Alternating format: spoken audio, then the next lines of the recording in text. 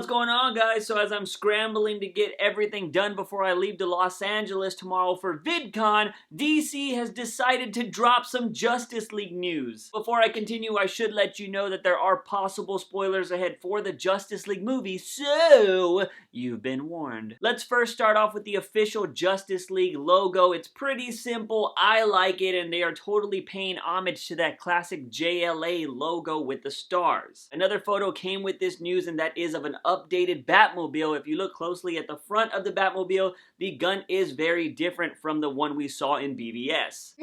Could this be a non-lethal Batmobile? In this next part of the video, I will be talking about what has been seen and heard in these visits to the set of the Justice League movie. All my sources will be in the description down below if you want to read them for yourself. It was reported by IGN that they saw Batman, Wonder Woman, and the Flash talking to Commissioner Gordon on top of a rooftop in the rain about missing scientists. Cyborg shows up to confirm that his father is also missing, and this leads Wonder Woman to believe that there is a parademon nest nearby. Gordon turns to speak to all our heroes, and all of them are gone except the Flash, who says, "That's rude." IGN also reported that Zack Snyder showed them an additional clip of where Bruce Wayne meets Barry Allen for the first time. Bruce is confronting Barry about the surveillance footage we saw in BVS, but Barry's denying it even though his Flash costume is right in the middle of his apartment. Bruce then throws a batarang at Barry, and we see everything in slow motion as Barry catches the batarang and says, "You're Batman?" To speed it up a bit, Bruce says he's putting a team together, Barry says, "I'm in,"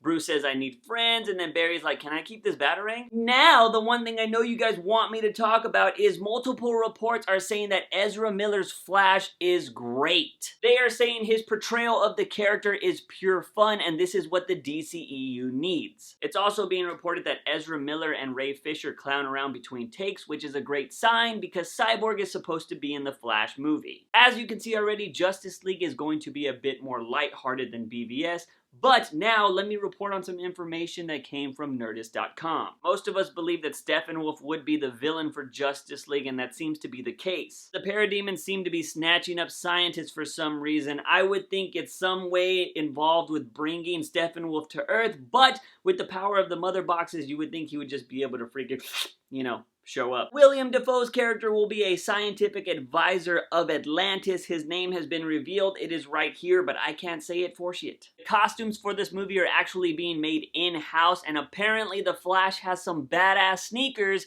and Cyborg is going to be CGI from the neck down. But the most surprising info I saw was that this movie is being filmed in 35mm with no IMAX stuff. What? Now I want to talk about Batman because some of his dialogue in this movie seems to bug me. First off, one of the reports said that he referred to parademons as flying monkeys. What? Flying monkeys. That doesn't sound like something Batman would say. I feel like Batman would already know what parademons are, but also Justice League, DC, whatever, change that dialogue right now, because I'm telling you, stupid people on the internet are gonna be like, "Oh, is that racist? Are they trying to make a racist claim?" Shut up now, internet, because I know somebody out there is gonna be like, "That's racist, they were saying parademons or blah blah blah."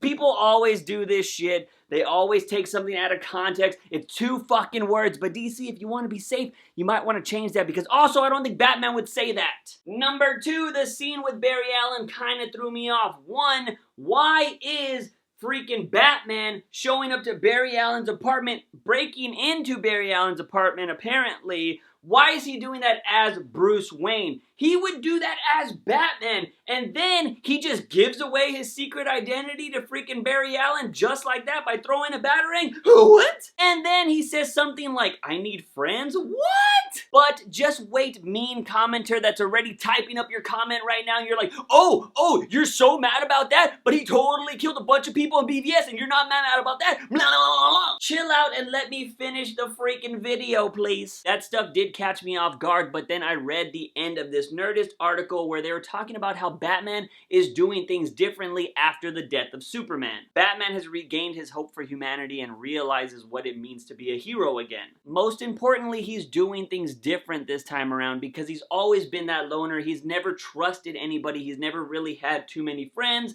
but he's doing things differently now after the whole event between him and Superman. More from that article, it seems like Batman is going to have a few more toys, maybe a new suit that is a bit more tactical that he's preparing to use against the parademons and possibly Steppenwolf, which would be awesome because I hope it's not like Doomsday where he doesn't get to join in the fight and he has to hide behind a rock. He's going to have more gadgets and vehicles, one that will be able to carry the whole Justice League team, although I don't think they need that because everybody else has powers. The Nerdist also reported that Superman is in the concept art. We all knew that Superman was going to be in this movie, but they do not know when he will show up in this movie. And the last thing, those 3 mother boxes we saw in that deleted scene from BVS do have significance in this movie. Each mother box is linked to a particular race, the Amazons, the humans, and the Atlanteans. So expect that to get explained in the Justice League. Anyways, guys, that's all I have for this video. Like I said, my sources will be in the description down below. I still have to film some more videos and pack for VidCon because I leave in the morning. Woo! If you guys are gonna be at VidCon, totally hit me up and we'll talk comics and shit in person. But you know, I want to know what's going on in your brainsicle. Let me know what you thought about all this Justice League news in the comment section down below. Guys and gals, if you like this video, give it a thumbs up and share it with all your JLA buddies. Don't forget to hit that subscribe button for all things nerdy and geeky on this channel. As always, guys, I am your host, JUICEbox. Remember, when you wake up in the morning, ask yourself something. If I have my daily dose of juice, see you guys next time.